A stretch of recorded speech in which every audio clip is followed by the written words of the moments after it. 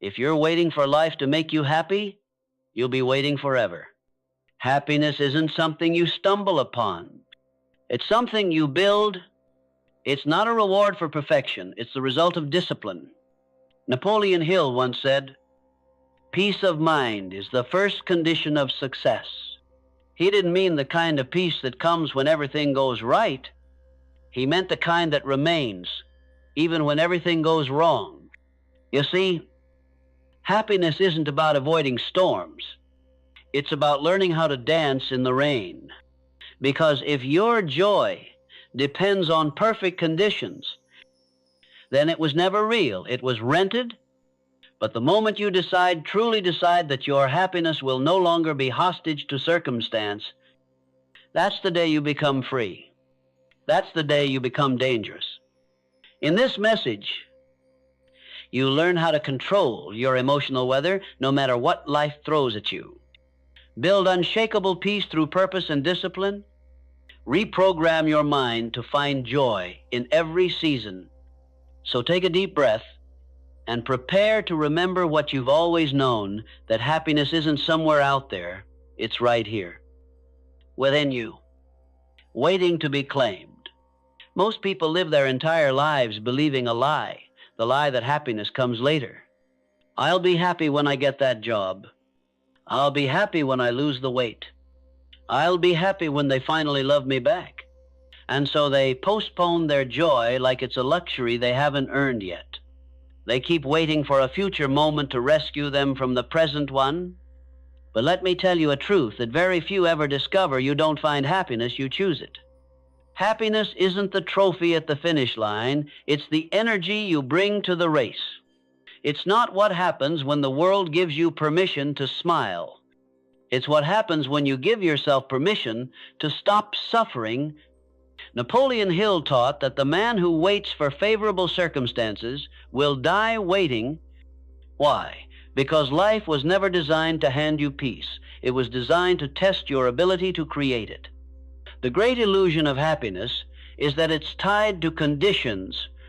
We think we need the right people, the right paycheck, the right approval, the right time. But every one of those things can vanish overnight. And when they do, if your happiness was built on them, it disappears too. You don't need a perfect life to feel joy.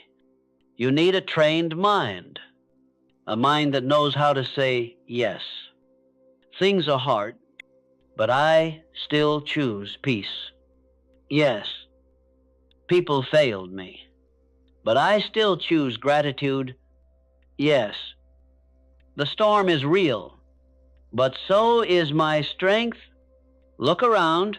Most of the world is addicted to someday I'll take care of myself. Someday I'll start living. Someday I'll be at peace. But someday never comes for those who never decide. The happiest people on earth aren't those who have the most. They're the ones who learned how to feel the most, the ones who can find beauty in an ordinary morning, or gratitude in a moment of silence. They understand something powerful, that waiting for happiness is like waiting for the ocean to stop making waves. It's never going to happen. You can't stop the waves, but you can learn how to surf. Hill said it best: if you wait for circumstances to make you happy, you'll wait forever.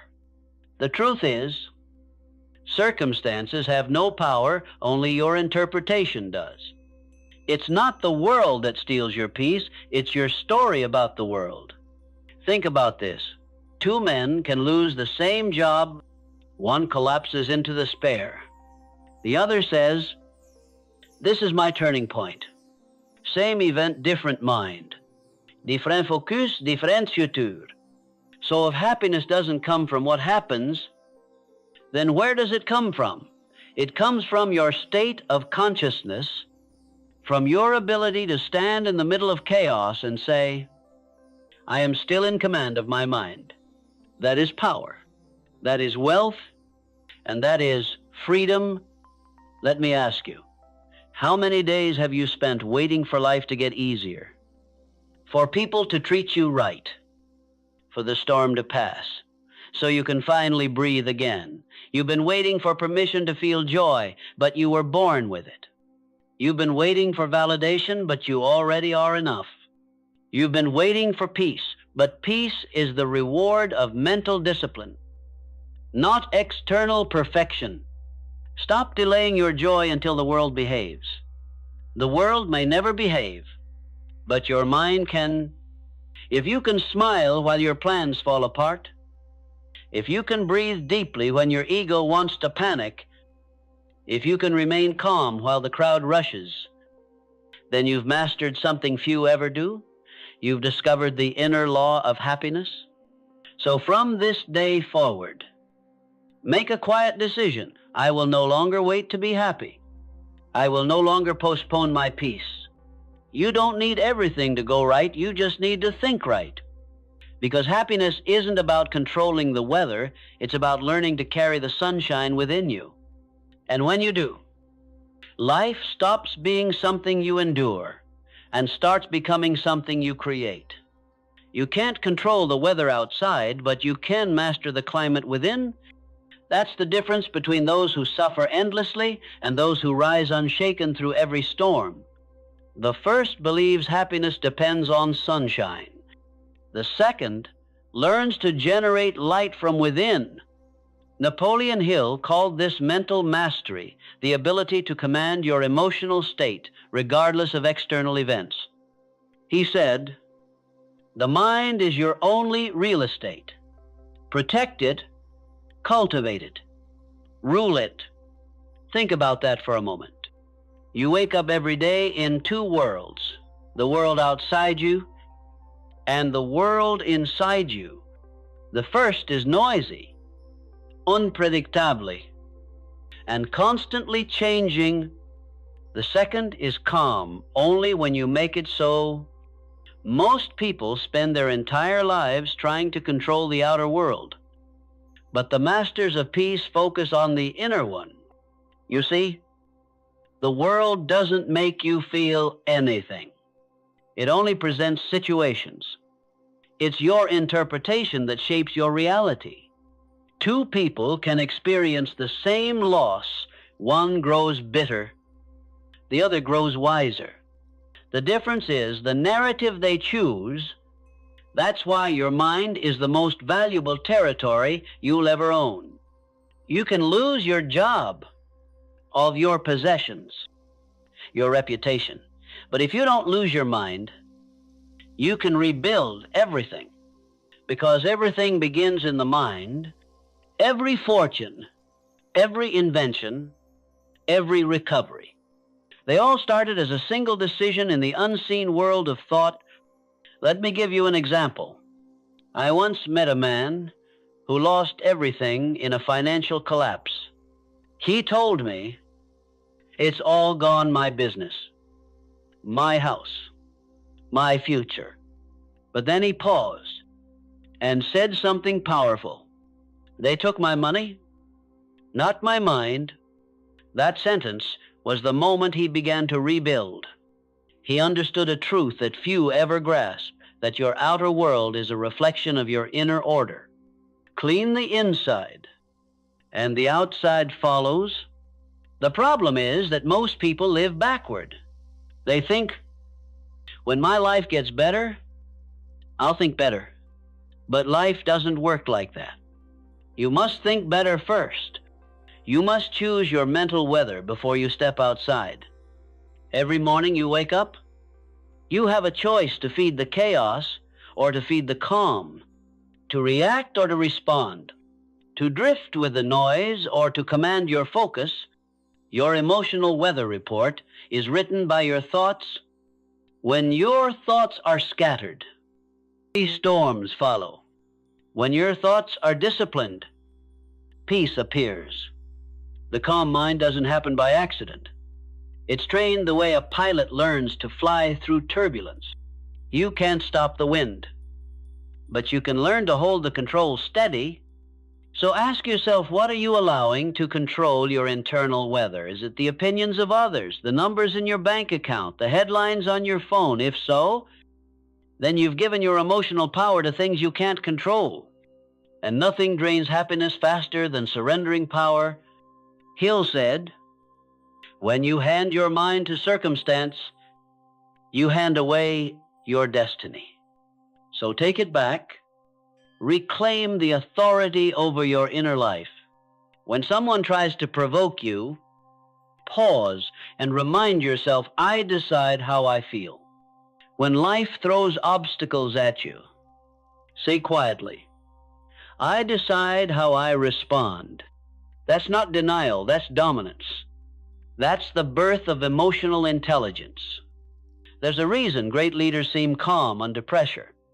It's not that their lives are easier, it's that they've learned to think clearly in chaos.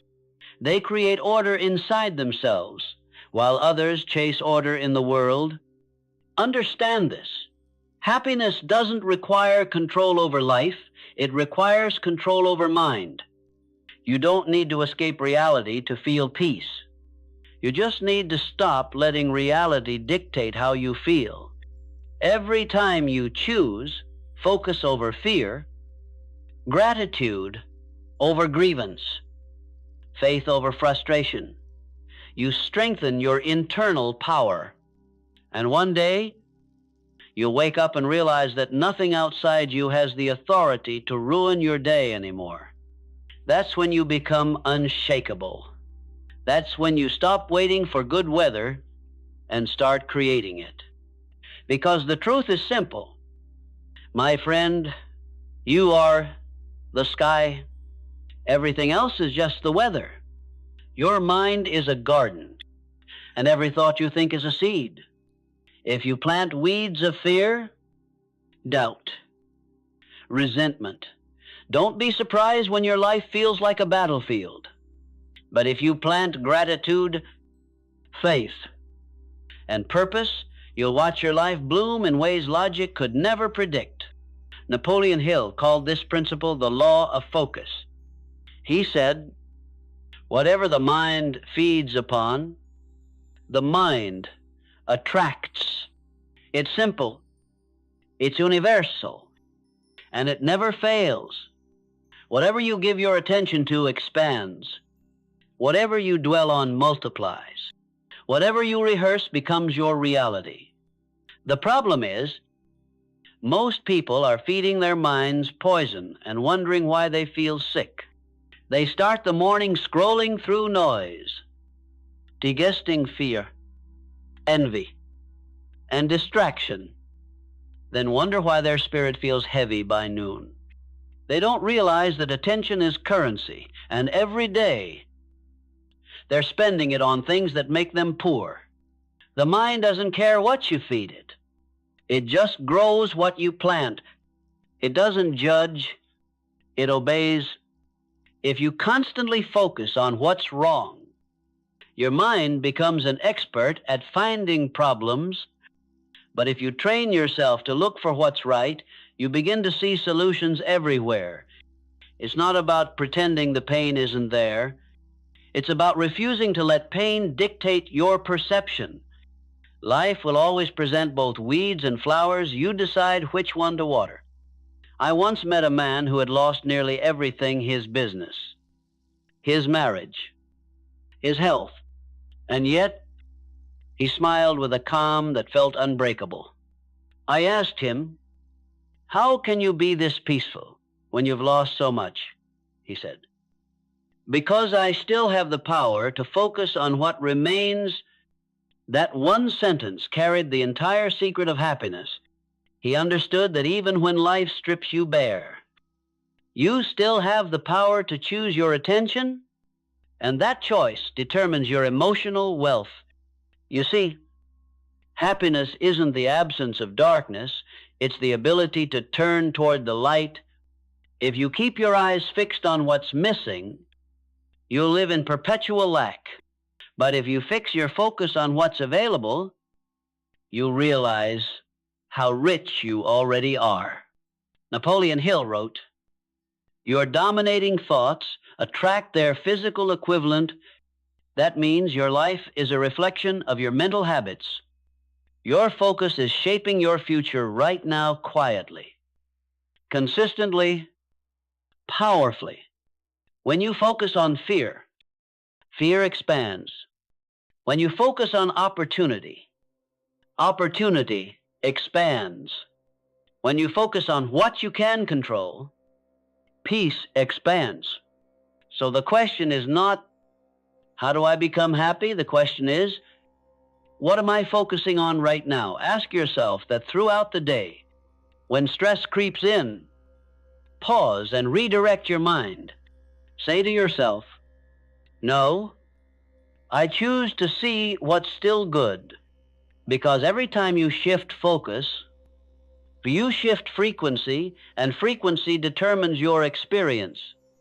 Understand this deeply. You are never a victim of emotion. You are the author of attention. And attention decides emotion. You can't feel gratitude while focusing on lack. You can't feel peace while feeding drama. You can't feel joy while dwelling on what went wrong. Train your focus like a muscle. Wake up each morning and decide where your mental energy will go. Write down 3 things that strengthen you. Speak gratitude before you check your phone. Feed your mind with words that lift, not drain. Protect your focus like a treasure, because it is, if you want to change your life, you don't start by changing your job, your partner, or your bank account. You start by changing what you look at, because what you look at determines what you see. And what you see determines how you feel. And how you feel determines how you act. This is why so many stay trapped in cycles of misery. They keep watering weeds and wondering why flowers won't grow. Stop feeding what drains you. Stop revisiting the past. Stop rehearsing old pain. Every time you replay the same story of loss, you're keeping that pain alive. Release it. Refocus. Rebuild. Happiness doesn't require perfection. It requires direction. The direction of your focus decides the direction of your life. So ask yourself, right now, what am I feeding? Because whatever you feed will grow. Gratitude is not just saying thank you. It's mental alchemy, the art of turning ordinary days into blessings and adversity into wisdom. Most people misunderstand gratitude. They think it's something you feel after life goes your way. They wait for the bonus, the vacation, the applause, and then they remember to be grateful. But true gratitude begins before life gives you the reason. Napoleon Hill taught that the dominating thoughts of your mind attract their kind. When you live in gratitude, you align your mind with abundance. When you complain, you align your mind with scarcity. And the universe simply echoes whatever you believe most often. Gratitude is not emotional decoration, it's spiritual discipline. It trains the mind to notice what's working instead of obsessing over what's missing. It shifts your focus from, why me, to thank God it's me. You see, the undisciplined mind is like a wild horse. It runs toward problems, fears, and what ifs. Gratitude takes the reins and directs that energy toward appreciation and peace. Let me tell you a story. A young woman once came to Napoleon Hill, crying over everything. She'd lost her job, her relationship, her confidence. Hill didn't comfort her with soft words. He said, list everything you still have. She resisted. But you don't understand. I've lost everything. Hill insisted. Start with your heartbeat. She paused. Then, reluctantly, she began. I still have my health. I still have my mind. I still have people who care. As she spoke, her voice steadied. By the end of that list, her tears had turned to quiet strength. Hill smiled and said, "You haven't lost everything. You've simply forgotten what's left. That's the secret. Gratitude doesn't ignore pain. It gives you power inside the pain.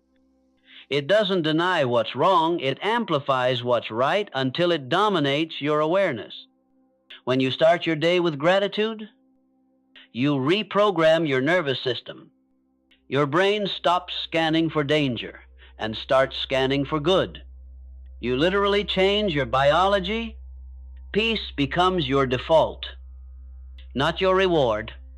This is why I call gratitude a discipline, because some mornings it won't come naturally. You'll wake up tired, stressed, uncertain, and in those moments, gratitude isn't a reaction, it's a decision. You choose to thank life before it proves itself to you. You choose to smile before you know how the day will end. You choose to believe that even this challenge carries a gift. That's when gratitude becomes transformation. It's no longer about emotion, it's about elevation. When you train your mind to be grateful in the storm, you develop a kind of strength the world can't shake. People will ask, "How can you be so calm?" And you'll answer, "Because I remember what's still good." Gratitude sharpens your vision. It allows you to see opportunity where others see obstacles. It turns "I have to" into "I get to." It makes work sacred and struggle meaningful. You don't need a perfect life to feel grateful. You just need to notice one perfect thing each day. A sunrise, a leçon, a heartbeat, a breath. Those tiny acknowledgments build mental wealth faster than any paycheck ever could. So here's your challenge. For the next 30 days, begin each morning with 3 things you're grateful for. Write them down. Speak them out loud. Feel them. Then, as the day unfolds, protect that frequency. When frustration comes, remember one of those 3 things.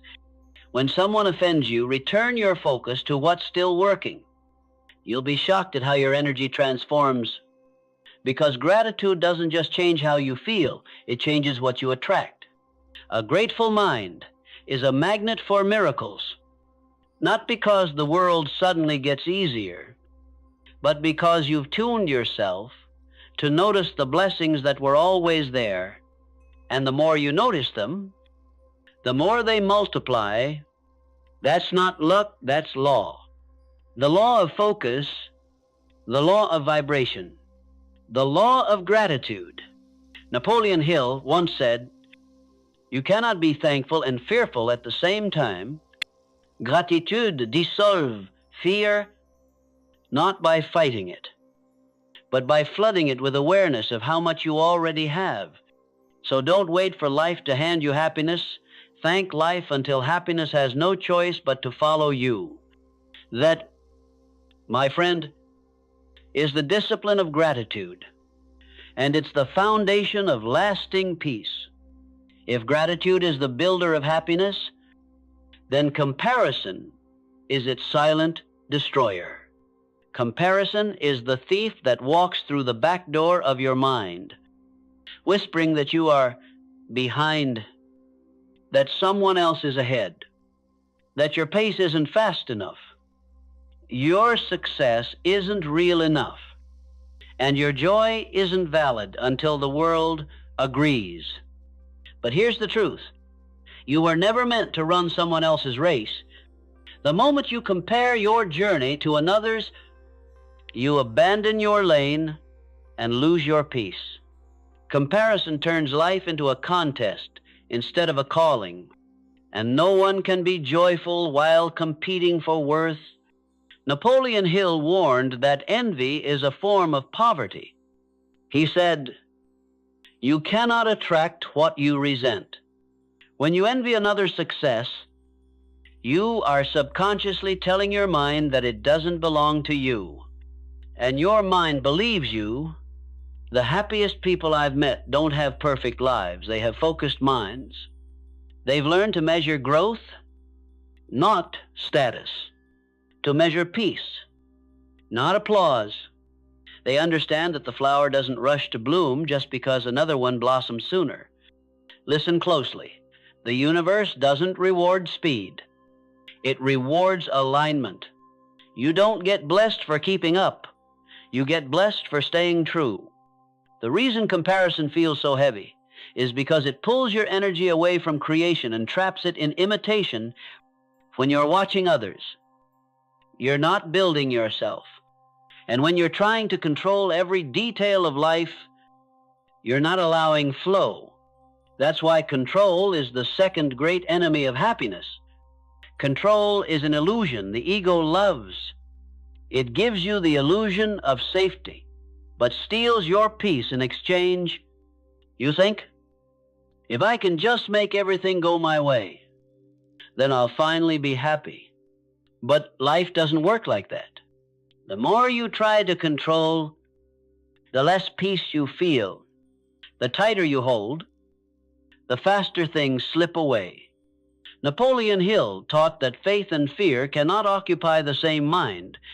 Control is fear in disguise, fear of the unknown, fear of loss, fear of surrender.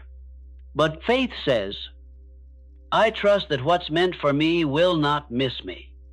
Faith says, my responsibility is not to control the outcome, but to align my mind with the right causes. Let go of control, and you'll feel an immediate lightness. Let go of comparison, and you'll feel an immediate freedom. Why?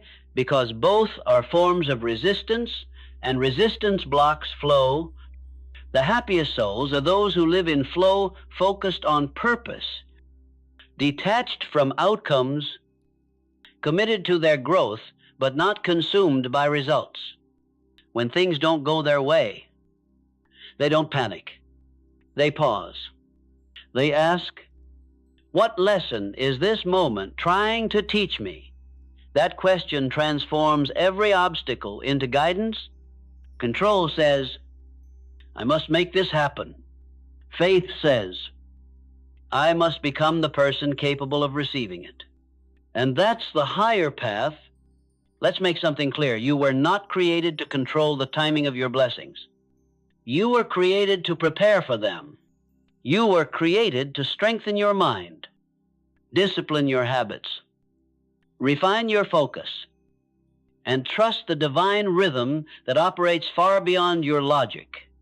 When you surrender control, you're not giving up power, you're taking it back. Because real power doesn't come from forcing life to bend your way. It comes from mastering your own reaction when it doesn't. And when you stop comparing, you stop leaking energy into lives that aren't yours. You stop trying to prove your worth. You stop performing for applause. And suddenly, you have all that energy, back energy to build, to create, to love, to live. So today, release both. Release the need to compete. Release the need to control. Let the world spin without you trying to grab the steering wheel. Let others succeed without it making you feel smaller. The sun doesn't compare its shine to the moon, and yet both light the world in their own time. You have your season. You have your rhythm.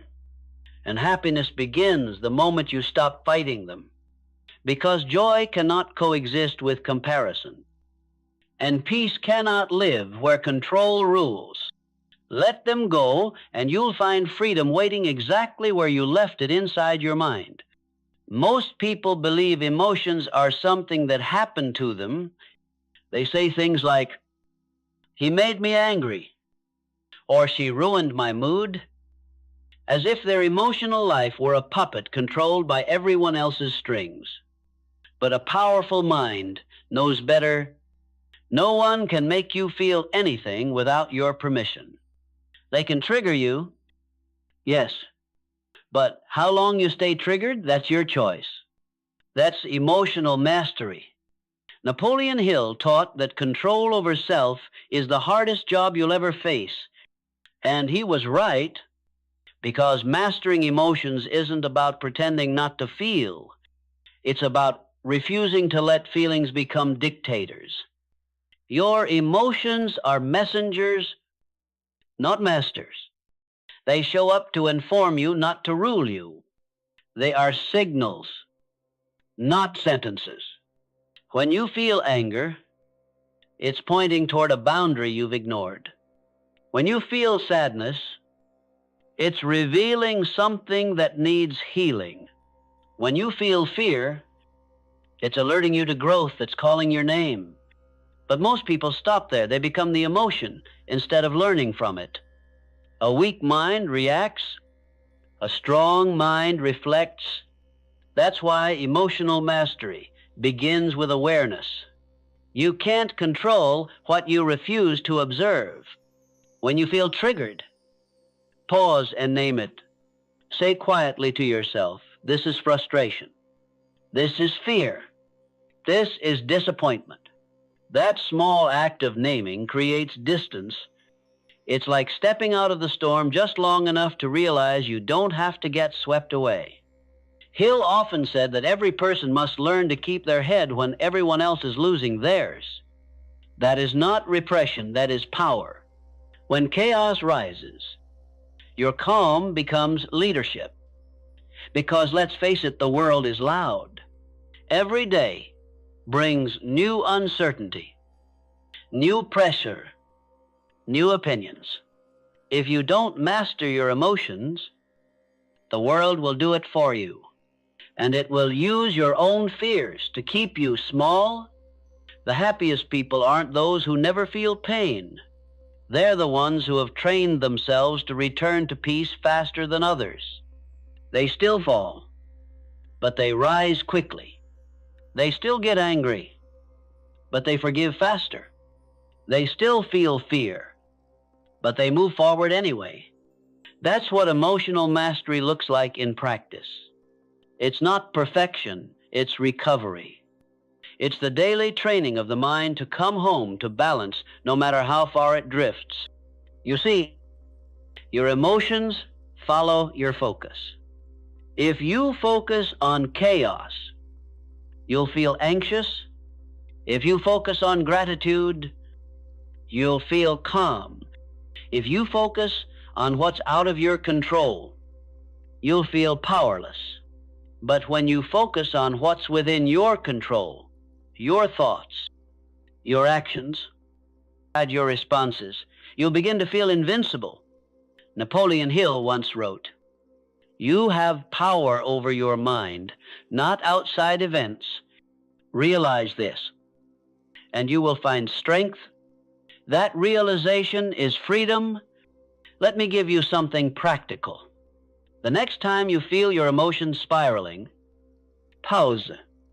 Take one deep breath in through your nose, out through your mouth.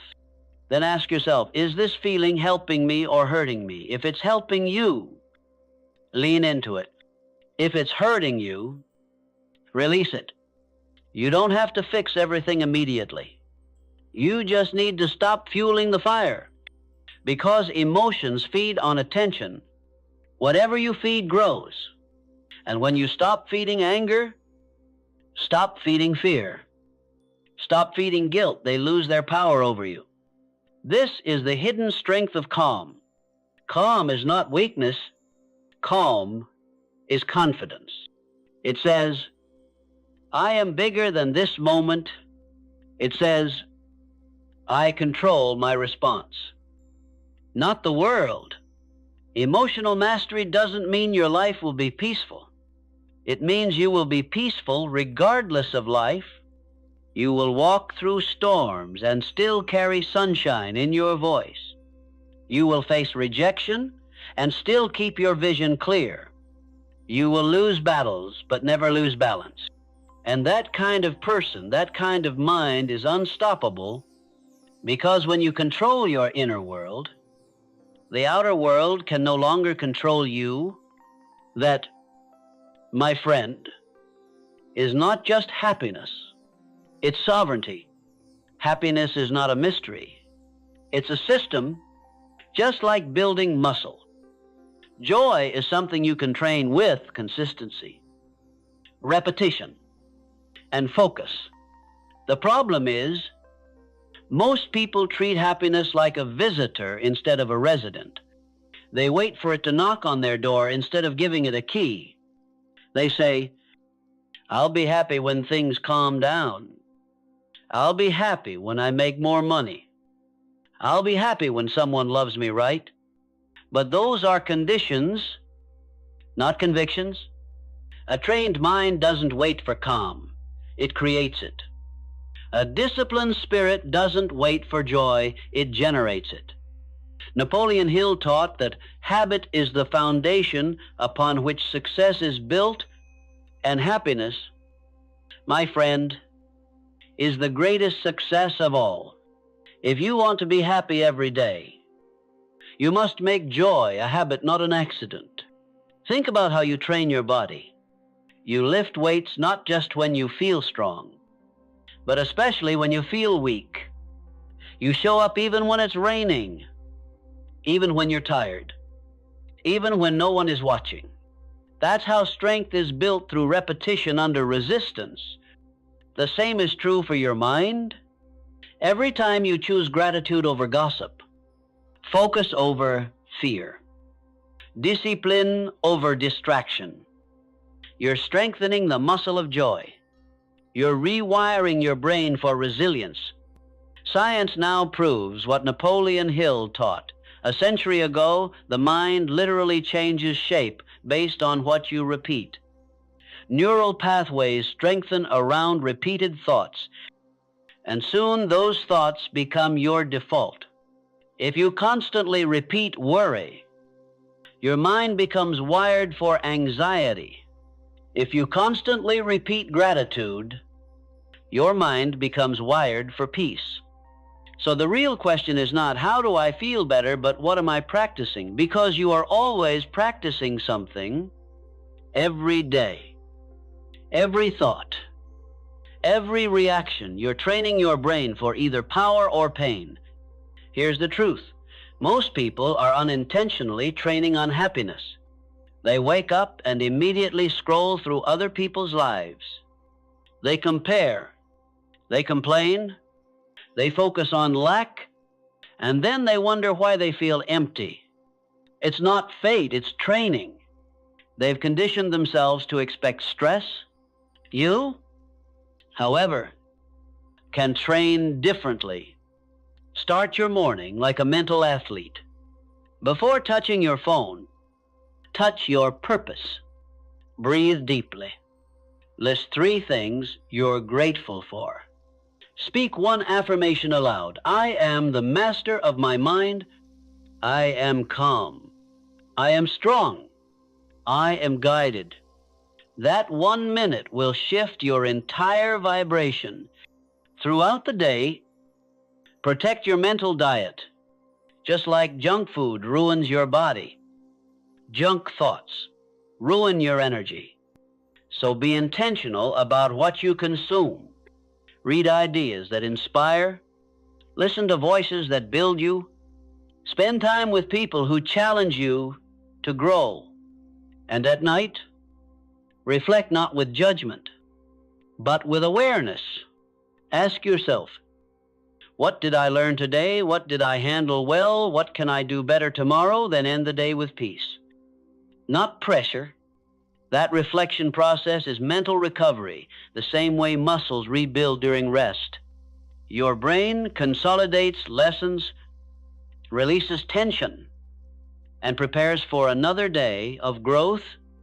Understand this. You cannot expect emotional fitness if you refuse mental exercise. You cannot expect a peaceful mind if you feed it chaos. And you cannot expect lasting joy if you practice stress more than serenity. Hill called this the law of cosmic habit force, the principle that whatever you repeat becomes permanent. When you repeat gratitude, peace becomes permanent.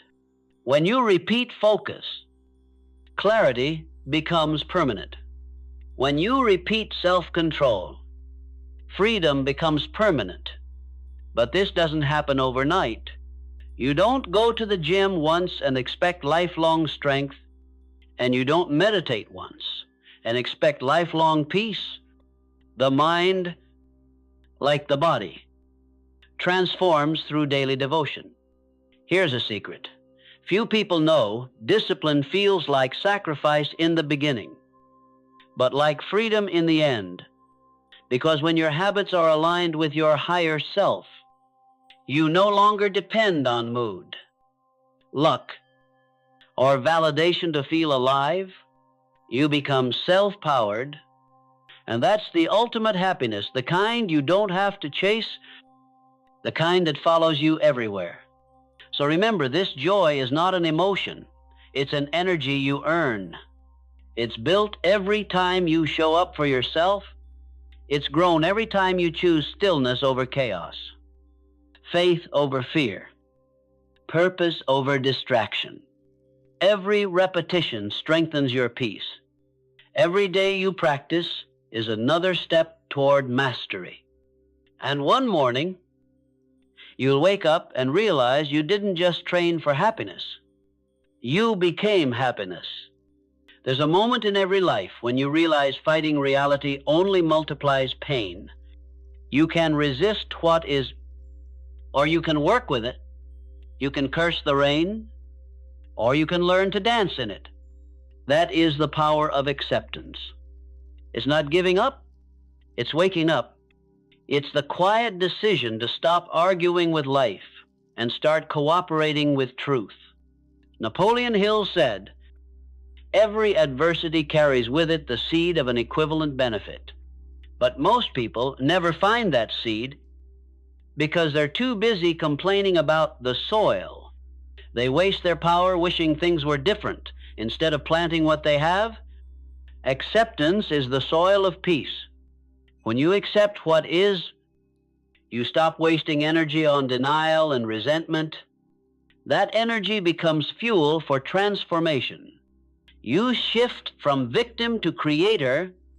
You stop saying, "Why me?" and start saying, "What now?" Let's make something clear. Acceptance does not mean approval. It doesn't mean you love what happened. It means you acknowledge it fully so that you can move beyond it. You can't heal what you refuse to face. You can't change what you keep resenting. When you accept life as it is, you open the door for it to become something greater. But when you resist life, you keep reliving the same lesson over and over until you finally surrender. I once spoke to a man who had lost everything he built in a single year. He kept saying, "It's not fair. I didn't deserve this." And he was right, it wasn't fair. But fairness doesn't rebuild your future. Focus does. He was fighting the past instead of facing the present. And the moment he shifted from resistance to responsibility, his peace returned. Acceptance doesn't mean you stop dreaming. It means you stop draining yourself with denial. It means you say, "This is where I am, and from here, I rise." That's real power. When you accept reality, you take back control of your response. You stop trying to control people. You stop trying to control timing. You stop trying to control outcomes, and suddenly you have clarity again. You begin to see that life isn't happening to you, it's happening through you. Even the pain has purpose. Even the detour is direction. Most people never find peace because they live in two worlds, the one that is and the one they wish existed. Their mind is split, always chasing a version of life that doesn't match the present moment. That gap between what is and what should be, that's where suffering lives. The secret is to close the gap, to meet life as it is right now, without resistance, without resentment. You can still work for more, but from peace. not pressure. You can still dream big, but from trust, not tension. Acceptance gives birth to presence, and presence gives birth to power because you can only act from where you are. You can't heal yesterday. You can't live tomorrow. You only ever have now. Napoleon Hill wrote, "Every man who has attained success learned to adjust himself to his environment." That's acceptance adjustment, not avoidance. It's the ability to say, life, I see you. I hear you. I'm not running anymore. Once you stop fighting the present, you free yourself from exhaustion, and in that silence, in that surrender, clarity begins to whisper again. You start noticing beauty where you used to see boredom. You start seeing lessons where you used to see loss. You start finding peace not in control but in connection. It's like standing in the middle of a storm and realizing the eye of the hurricane was within you all along. The winds still blow, but you are no longer moved. Acceptance is the bridge between chaos and calm. It's the transition from resistance to resilience. And once you walk across it, you'll never want to go back, because you'll realize that life doesn't get easier. You just get keener.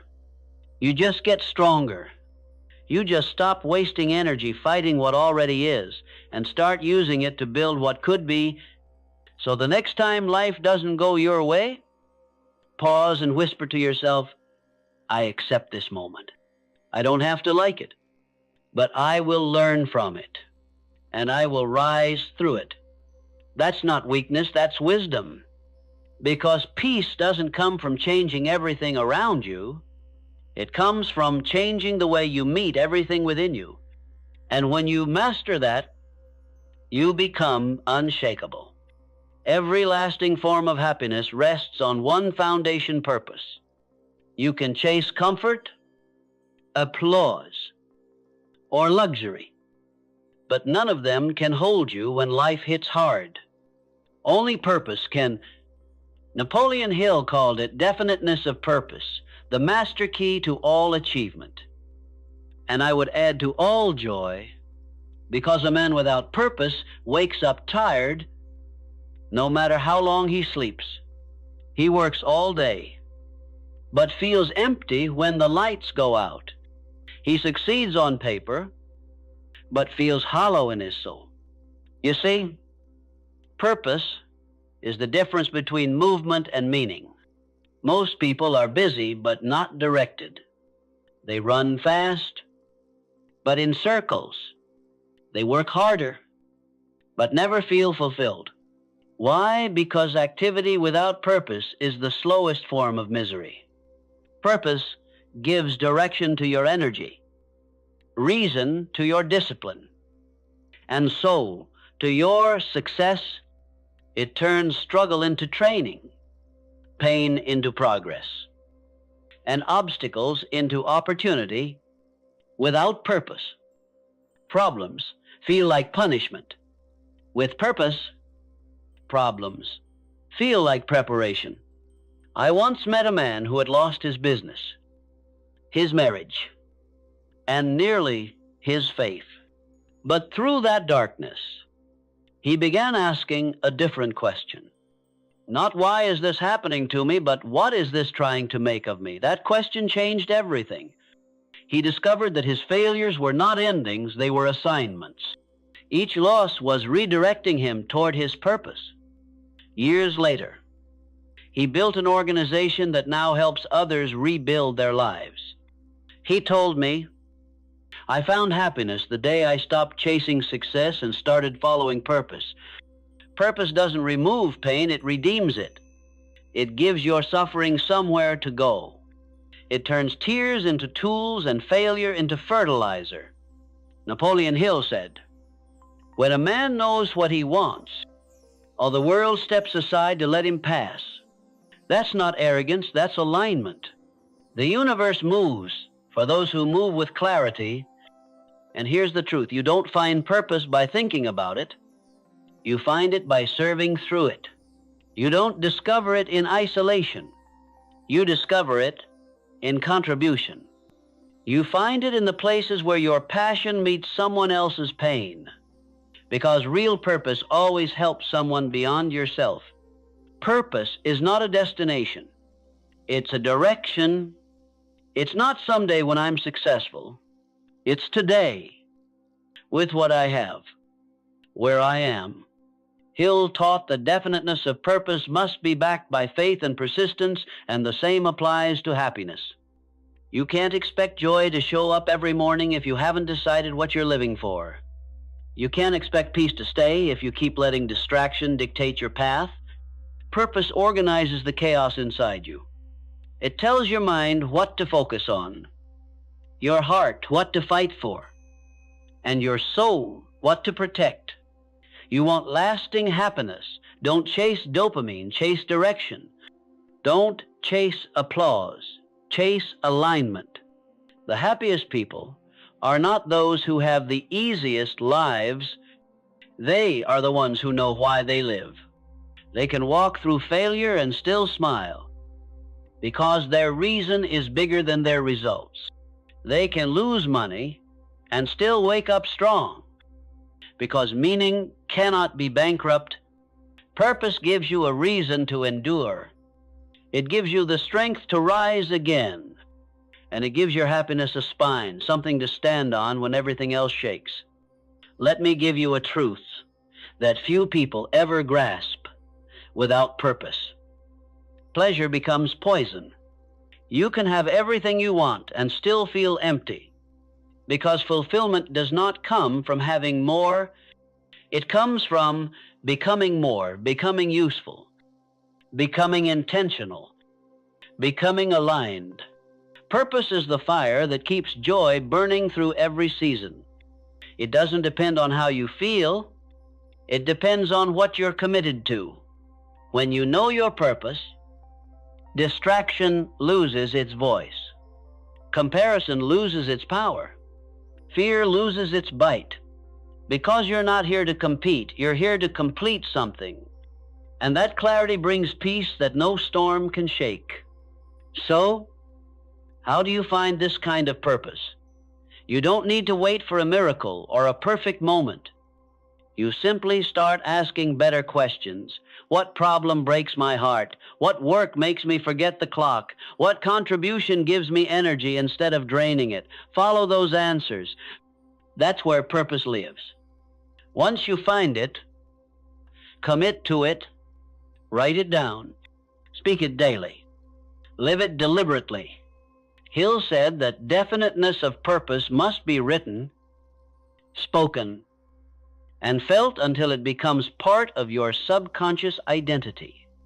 Because when your purpose moves from paper to your mind, from your mind to your habits, and from your habits to your being, you no longer chase happiness. You become happiness.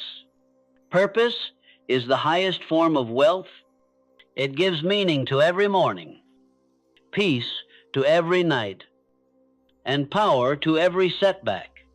And when you live by it, you'll understand this truth. Happiness doesn't come from comfort. It comes from contribution. It comes from waking up and saying, today I will live for something greater than myself. That, my friend, is happiness that lasts. At some point, you must stop chasing happiness and start living from it. You've spent years believing that happiness is a destination, something you'll reach once everything finally falls into place. But what if the truth is the opposite?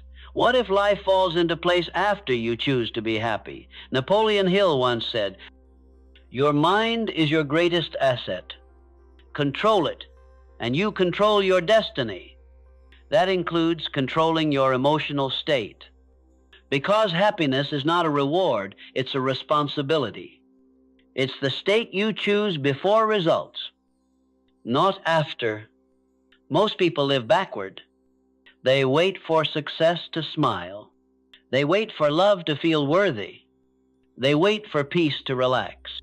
But waiting is just another form of resistance, and resistance is the enemy of peace. The final shift happens when you realize that happiness isn't earned, it's allowed. It's not something you achieve when conditions are perfect, it's something you allow yourself to feel when your mind is aligned. You can start right now. No permission required, no milestone needed. Happiness becomes your default when you stop tying it to circumstances and start tying it to consciousness. When you stop saying, "I'll be happy when," and start saying, "I am happy now because I'm aware." You see, awareness is the foundation of joy. When you're aware, you stop reacting. You start responding. You stop overthinking. You start observing. You stop resisting the present and start being in it. That's what true happiness is, not an escape from life, but a deep acceptance of it, not a break from reality, but the ability to see reality clearly without distortion. Once you understand this, your entire vibration changes. You stop leaking energy through worry, comparison, and control. You start channeling it into creativity, gratitude, and growth. Hill taught that the dominating thoughts of your mind reproduce themselves in outward reality. So when your mind becomes peaceful, your world begins to mirror that peace. When your inner state is abundant, your outer life begins to overflow. The law is absolute. Your outer world will never exceed your inner one. That's why the richest transformation you can make is not in your bank account, it's in your consciousness. When your happiness no longer depends on money, you become magnetic to it. When your peace no longer depends on people, you become irresistible to them. When your joy no longer depends on control, you become powerful beyond measure. Because now, you've reclaimed what was always yours, your mind. You can lose possessions and rebuild. You can lose relationships and heal. You can lose direction and find a new one. But once you master your mind, nothing outside you has the power to break you, and that's the ultimate freedom. That's what it means to have happiness as your default state. It's not that life stops testing you, it's that you stop reacting as if every test is a threat. You see lessons instead of losses. You see growth instead of grief. You see meaning in everything, even the hard parts. You begin to walk through the world with quiet confidence, not because everything is perfect, but because you are. You are aligned. You are centered. You are grounded in something unshakable. Napoleon Hill wrote about the mastermind, the harmony of two or more minds working toward a definite purpose. But the greatest mastermind you can form is the one between your conscious and subconscious, the agreement that says, "I will think only on what strengthens me." Once that agreement is made, your subconscious begins to serve your happiness automatically. You don't have to force peace anymore. You simply return to it. That's the final shift when joy becomes your home, not your vacation. When calm becomes your nature, not your effort. When gratitude becomes your first response, not your last resort. You stop waiting for life to deliver happiness, and you start delivering it to every moment you live. You start walking slower, breathing deeper, thinking clearer. And in that stillness, you realize you were never meant to chase happiness. You were meant to radiate it. So as we close this journey, remember, your happiness is not somewhere you go. It's something you carry. It's not something you find. It's something you become. The moment you choose peace, the moment you choose gratitude, The moment you choose awareness, you are already there. And from that state, everything you've been seeking success, love, a clarity, wealth, freedom, all begin to find you, because happiness is not the finish line, it's the foundation, and once you stand on it, life finally starts working with you, not against you. That is the ultimate victory. Pause for a moment and breathe. You've just walked through the entire architecture of happiness, not the shallow kind that fades with comfort, but the kind that endures through fire. You now understand what most people never do. Happiness isn't waiting for you somewhere out there. It's been waiting inside you this entire time quietly, patiently, powerfully asking only that you remember who you are. You've learned that peace isn't the absence of problems. It's the mastery of your response. You've learned that joy doesn't come from control. It comes from alignment. And you've learned that purpose, not pleasure, is the foundation of a life that cannot be shaken. The world may still test you. People may still misunderstand you. Seasons may still change. But none of that defines you anymore, because you've chosen to live from within. You've made the most powerful decision a human being can make, to stop waiting for happiness and to become the source of it. So from this day forward, walk with peace in your mind, gratitude in your heart, and light in your soul. Because the man or woman who owns their inner world can never be conquered by the outer one. Remember this truth: you don't chase happiness, you generate it. You don't seek peace, you radiate it. You don't wait for joy, you create it. That is the Napoleon Hill way. That is the think rich mindset. That is how you build a life that feels as good as it looks. If this message touched your spirit today, don't let it fade. Revisit it often, live it daily, and share it so others can remember their own power too. Because happiness multiplies when shared. Now it's your turn. Comment below, what does happiness mean to you, and how will you choose it today? And if you haven't yet, subscribe to Think Rich Mindset Hub, where we build minds strong enough to shape destiny. Because this isn't just a channel. It's a movement, a place for thinkers, dreamers, and doers who refuse to settle for an ordinary life. So take one last deep breath and say this with me: I am not waiting for happiness. I am living it every day, no matter what. And so it is.